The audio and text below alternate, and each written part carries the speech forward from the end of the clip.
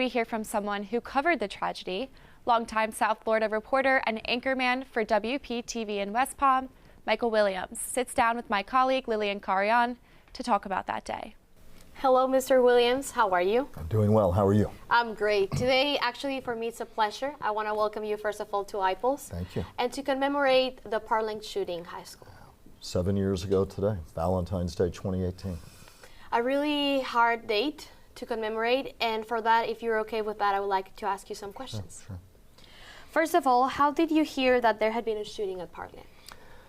I remember vividly that day. I was getting ready to go to work, but I was actually finishing up an errand, and I just happened to call a friend of mine in Miami television news, and we were chatting about something completely unrelated, and suddenly he said to me, "Michael, I need to go. There's a report of an active shooting in Parkland at Marjorie Stoneman Douglas."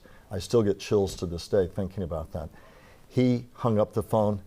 I called my wife, who at that point was a producer at Channel 7 in Miami, asked if they were hearing anything. Choppers were starting to get over the scene.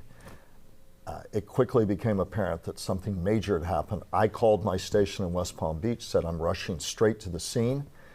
And as I was going up the turnpike, one police vehicle after another, I lost count of federal, state, and local vehicles flying up the Florida Turnpike to Parkland.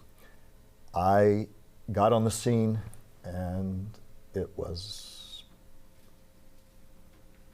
pandemonium, pure terror for people.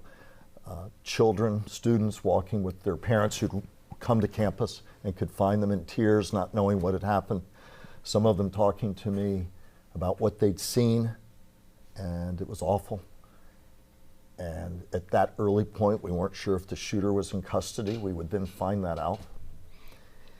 It was one of those days of absolute terror, and heartbreak doesn't begin to describe it.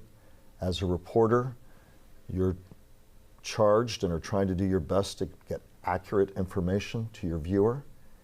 And information is flying, so are rumors. You're trying to make sure that everything you do is vetted to the highest degree. We were on live, as was every television station in South Florida throughout that afternoon.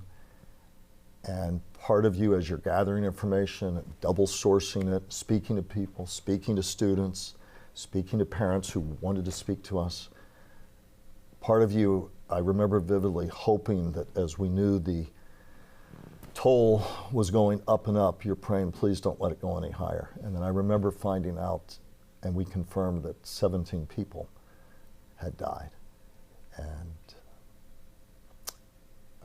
for the families who'd lost loved ones, and some of them weren't sure what had happened to their loved ones, for the survivors, for the community, that school community, the larger community, the state, and really the nation. It's one of those moments that is so awful, and all you can do as a reporter, but much more importantly as a community, is try to come together in support of those who've lost so much, in support of those who survived and have to endure, and try to tell the story with as much empathy and accuracy, because the story was developing and breaking around us, as you possibly can.